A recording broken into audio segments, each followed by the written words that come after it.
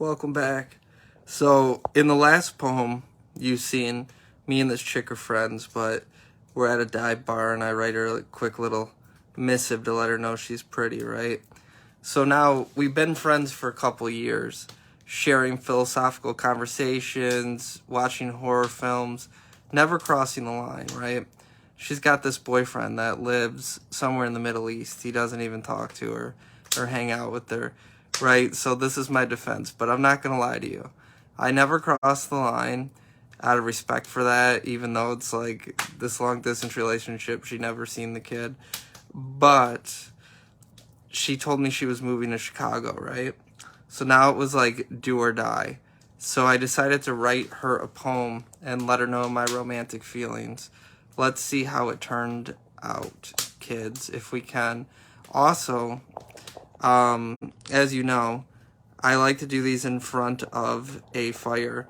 So I'll just let the fire blare in the background as I read it, because, spoiler alert, it did not turn out that great for me.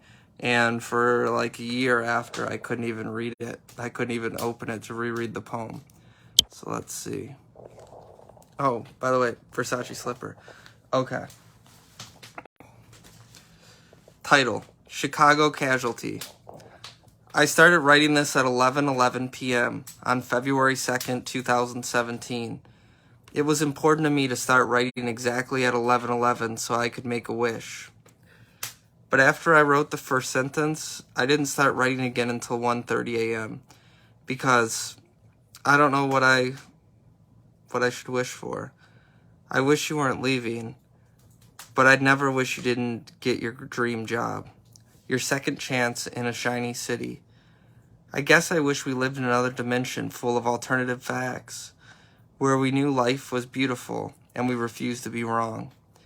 Instead of this shitty dimension full of lab coats and pictures of eyeballs and capitalist profit margins and suits and ties and deadlines and money and surface relationships and cold Floridas.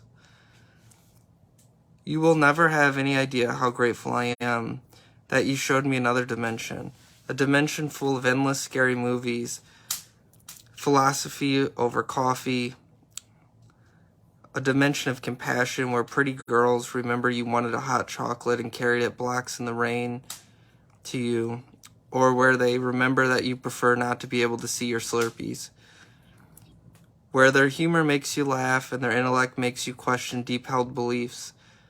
I'm not going to lie. I started to hope this dimension was actually reality.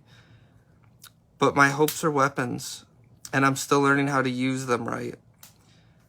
But they're heavy, and I'm awkward.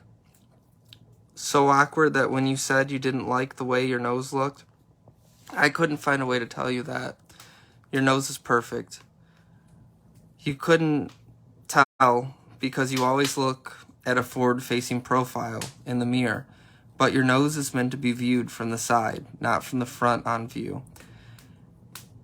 You are used to seeing it from in the mirror. Why would you be born with the best view of your own nose? Don't you know God created your body to be the property of a man? Am I right? I'd never have the courage to stare at you head on, just like you're not supposed to stare directly at the sun. Your bright eyes would completely consume me.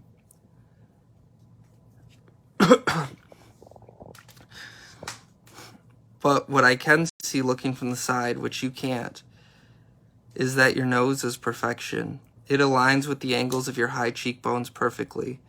There is nothing more beautiful than when a sad girl smiles, and when you do, lines appear further defining your cheekbones and raising to your nose, perfectly proportional, creating the golden ratio. Your lips look soft enough to provide endless comfort from a hard, cruel world to any boy lucky enough to kiss you. But you've taught me how to recognize that as a thought rooted in antiquated sexist thinking, as if your lips were simply designed for the pleasure of boys. I've always had the ability to recognize greatness, and I can tell your lips have already been kissed by destiny. One day your lips will speak the words to start a revolution that will end suffering for the masses. They were not made for a single silly boy.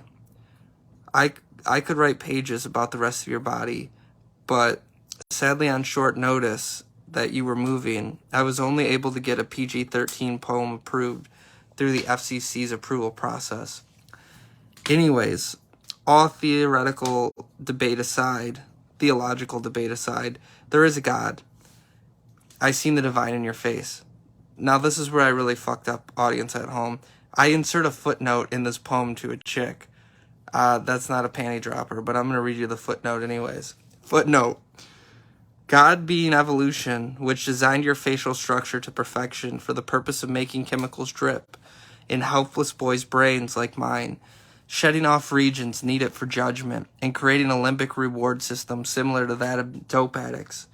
Hashtag dopamine, hashtag amphetamines, hashtag adrenaline, hashtag epiphetamine, hashtag neuroepiphetamine. I don't even remember these words, guys. Your face being designed through thousands of generations of your ancestors' struggle to breed or suffer complete extinction of their genetic code. It's not fair. It's not a fair fight to pit my mind, which was designed by the same evolutionary forces, to find your face attractive against the curves of your cheeks. It's like fighting you while I also fight myself. But I guess life is an eternal struggle, and those that do not wish to fight don't deserve to live. That's the end of the footnote. How could any girl turn that down? Back to the poem.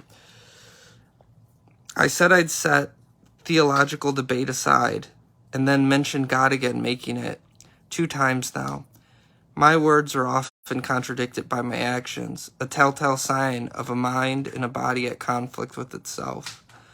The same way they were conflicted when I looked at your face 2 times, once at Hogwarts and once on the plane, and noticed how beautiful you were. Mind-body argument. Mind. Stop looking at her. You are going to fall in love. Body, aka heart. I am already in love.